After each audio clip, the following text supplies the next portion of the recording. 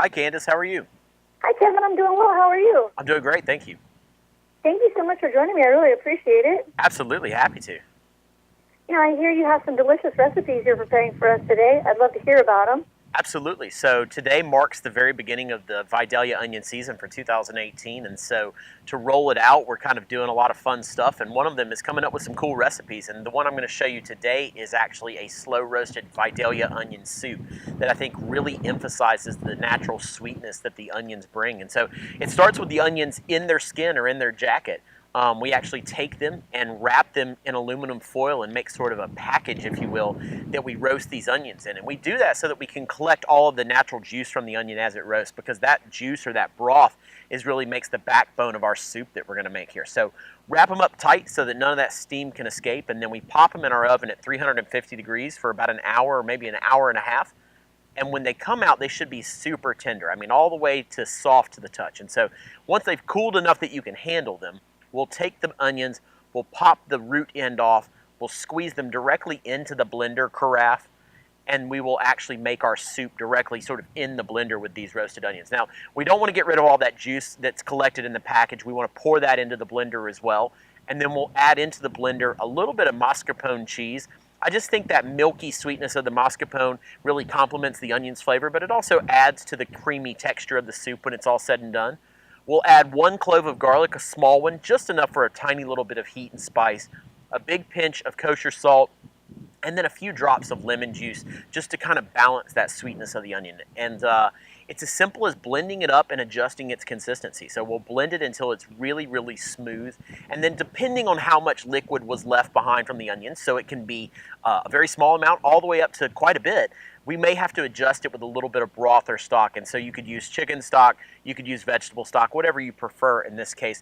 We just want to get it to the consistency of a nice spoonable creamy soup. And that's what I have right here in my saucepan. You can hold it warm for a few hours. You could also chill this down and serve it as a cold soup. It's wonderful that way as well. But we'll just sort of dish it out into our bowl. And my garnish for it is something as simple as just a little pinch of chives here and a tiny crack of black pepper. And what that does is it adds a little freshness and a little spice to something that otherwise just tastes of the very beginning of spring. Sounds so delicious. What makes Vidalia onions different from other onions? Vidalia onions are truly unique. They fall in the category of what we would call sweet onions, but Vidalias are by far the sweetest in that category. And that comes from a very unique makeup here in South Georgia of a climate that is perfect for growing onions, an appropriate amount of water, and then a soil content that's filled with the right kind of minerals for making these onions taste the way that they do. And it's very special, and that's what makes it only possible to grow these in a very limited range. Cinco de Mayo and summer celebrations are coming up. In California, we eat a lot of pico de gallo. Would you recommend Vidalia onions for like salsas, or is there something better that you should cook with? Oh man, it would be phenomenal in salsas. And the reason for that is that this is an onion that you truly can eat raw without having sort of any objection to it. I mean, I ate one raw in the field yesterday. They have a wonderful crunch to them. They have a beautiful sweetness. They're very low in sulfur, meaning, and that for most folks, what that means or equates to is a spicy onion when they have too much sulfur. It's what makes us cry when we try to cut them. These are very low in that, and so they're beautiful raw. They're also wonderful cooked though too. They make a great onion ring. They're great on the grill. I love to grill them and get a really nice char on the outside, but keep the inside still nice and crunchy. I love serving them alongside braised meats because they really complement that slow roasting texture. In my opinion, you can do anything with a Vidalia onion. Anything you could do with a normal onion, you could do with a Vidalia and have a better end result. And how long are Vidalia onions in season and available in stores? Yeah, so Vidalia onions definitely have a season, and that season starts today. But it goes on until probably the end of August or the beginning of September. So you have a little while to get to them, but they're not available forever, and people take that for granted. They think onions will always be in the store. There will be some onion, but Vidalia onions are not available year-round, so get them while you can. And do you have any additional tips or information you'd like to share with us? Absolutely. So a lot of folks ask us how to choose the right onion, and I think that's a great thing to ask. And so let me show you real quick. When you look at these onions, a Vidalia onion should be nice and sort of squatty, meaning that it has a flat top and a flat bottom, like a ball that's been squished down. That golden skin on the outside is quintessential. That's all that Georgia sunshine really hitting the outsides of these.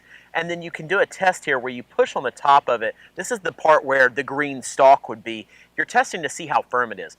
A really fresh, ripe onion is going to have a really firm texture right here. If it's too soft, or maybe if you leave an indentation when you push on it, that could mean an older onion or one that has been stored improperly, and so that's the one that you're going to want to pass over. And then when you get them to your house, store them in a cool, dry place, and store them with this bottom root side down. That'll keep them from getting bruised, and they'll last a little bit longer for you. And I just have to ask, what's the best way to slice an onion without tearing up? So there is no like magic way to slice an onion without tearing up if that onion has a lot of sulfur in it. So the answer to it is buy a Vidalia onion, and you'll never have to deal with that problem. Sounds good to me. And where can we go for more information on everything you mentioned? Absolutely. If you want to check out more recipes, or if you want to learn more about the growers, this is an artisan product. They've been hand planting and hand harvesting these for over 80 years now. Go check out vidaliaonion.org, and it's a really great site for those additional resources. And then if you want to follow on social media, I'm Chef Kevin Gillespie on all the major platforms, and you can search for the hashtag #OnlyVidalia, and you can see photos of us in the fields. You can see different dishes that we're making, and you can kind of put some faces to all these folks who are growing this amazing product. Your Instagram is amazing. I want the banana pudding. I just had to mention. Thank you. I appreciate it. No problem. Well, thank you so much, Kevin. I appreciate you taking time out of your busy schedule to speak with me today. Have a great weekend. Thank you. You too.